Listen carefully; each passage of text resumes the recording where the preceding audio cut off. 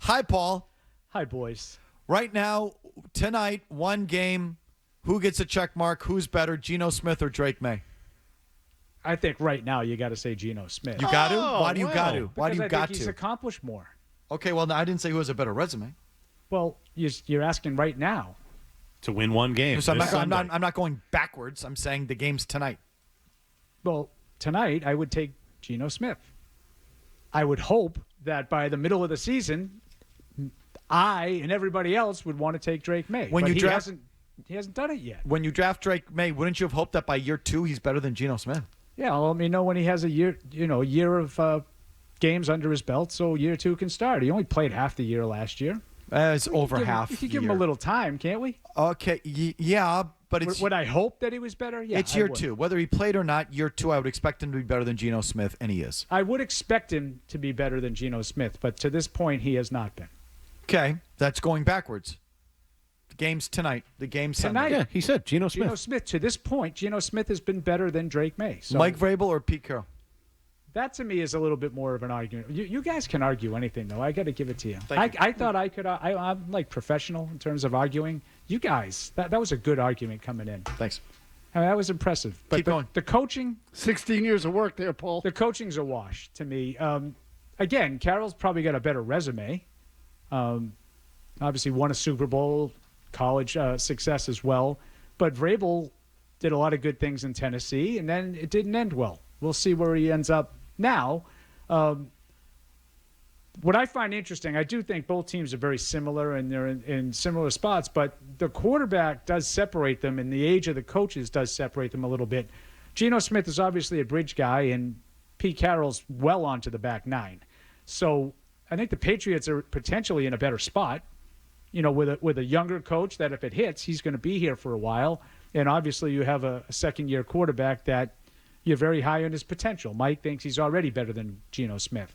So I think I'd rather be the Patriots right now, but they're interesting different ways of trying to reload and rebuild. I like Geno Smith, and unlike Murray, I've got a far wider net for quarterback. Like I think there's just more than 2 good quarterbacks in the league. I would say that you are ahead of Murray when it comes to, and I think, that, but not as much as you give yourself credit for. It's not true. You guys both tend to hate everybody. That's not true.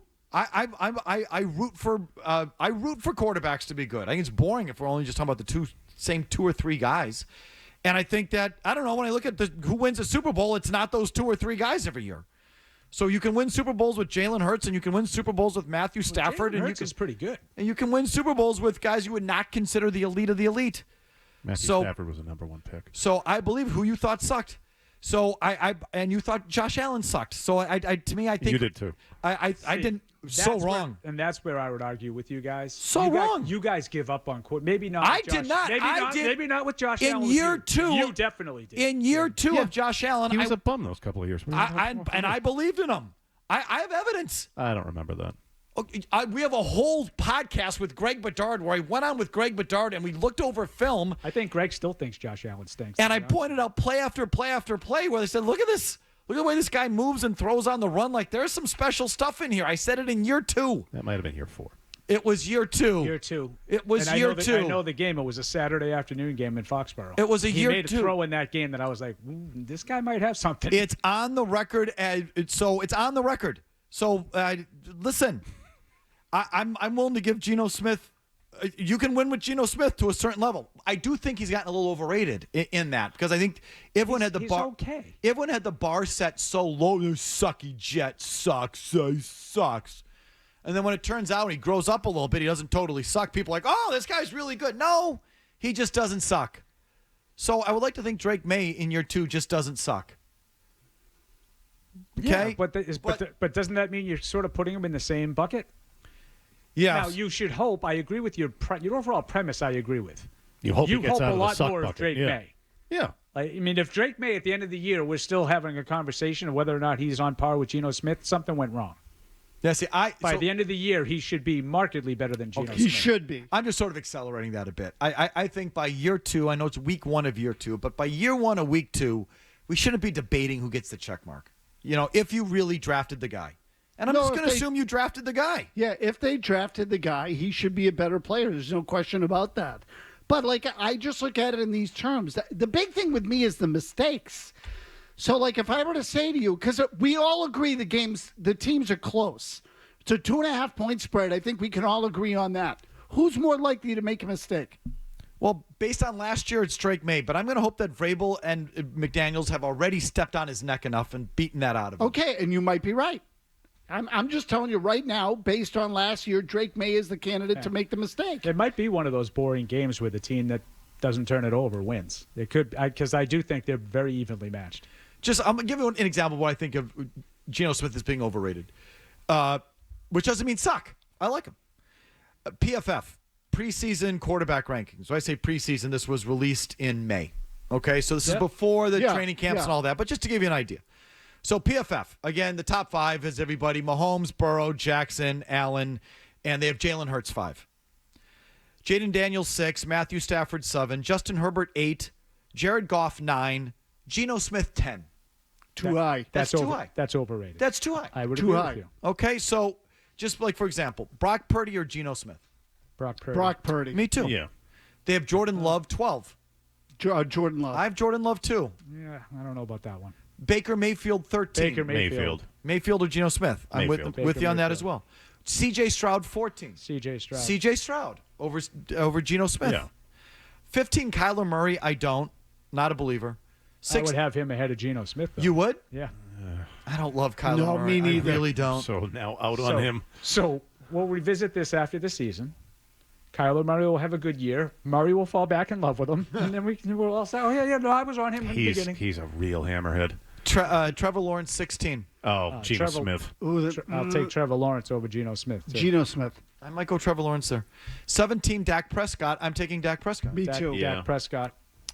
So, and then it's Tua, Bo Nix, Bryce Young, J.J. McCarthy, Drake Maye 22. Okay, so now all those guys, I would take Tua over Geno Smith, too, but the rest of those guys, I'm okay with Geno. You would take Tua over Geno Smith? Yep. Now, Tua's problem is he can't stay healthy. But when he plays at a better level than Geno Smith does. Okay, so I just Now, think that's a big but. I'll admit. He's middle of the pack. Geno Smith's Yeah. like 16. Yeah. That's too high. 10's too. He's not a 10's top too 10 high. quarterback. So I that's agree. when I say overrated, it doesn't mean suck, but it just means a little overrated. What's your overall temperature on the Patriots here heading into the year, Paul? Uncertainty.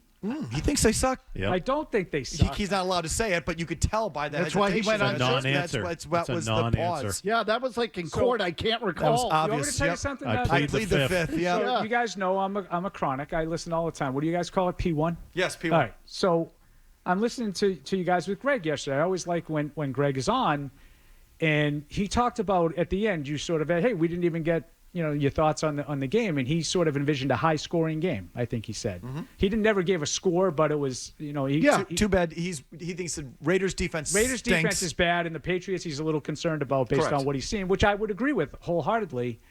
I'm sort of looking at this game as both teams probably want to run the ball. In the Patriots' case, to maybe, as you said, with McDaniels, beat those turnovers out of Drake Maye early on. A lot of short, quick throws, help the offensive line. Bunch of new guys, bunch of rookies, easier to run block. The Raiders are going to want to run with Pete Carroll and Ashton Genty. Yeah. Well, doesn't that sort of lend you to believe it would be a little bit of a lower Yes, scoring game? it does. So that's why I say uncertainty. I'm kind of looking at it as like, well, geez, I think both teams probably want to run the ball. Greg, who's down there every day with me, looks at it and says, I think this is going to be a higher scoring game. So I really don't know what to expect. Both teams with new coaches. How do you feel about the Patriots in a vacuum coming out of camp? Good, not great. I think they had a good camp. The Gonzalez thing is significant. Yes. And not just because of his absence on the field, but it is a long time, and it is kind of inviting. I agree with you guys' thoughts about Vrabel sort of throwing these kind of non sequiturs in, working hard. I think he kind of stopped himself on Monday. I think he was asked if he felt like he had a setback. Yeah, he said it hasn't gone as Yeah. he's working hard. So I do think that that's part of the storyline right now. Your best player, bar none, hasn't been on the practice field in over 5 weeks. That's part of it. I don't think it's necessarily, he has been out there every day. He's traveled with the team, so I don't necessarily think it's a hold-in kind of situation. There's nothing to hold in from. Right. I know he can't get the contract, but I don't necessarily think it's related to that. I think it's an issue. I think it's a physical issue, which is not good. Not good.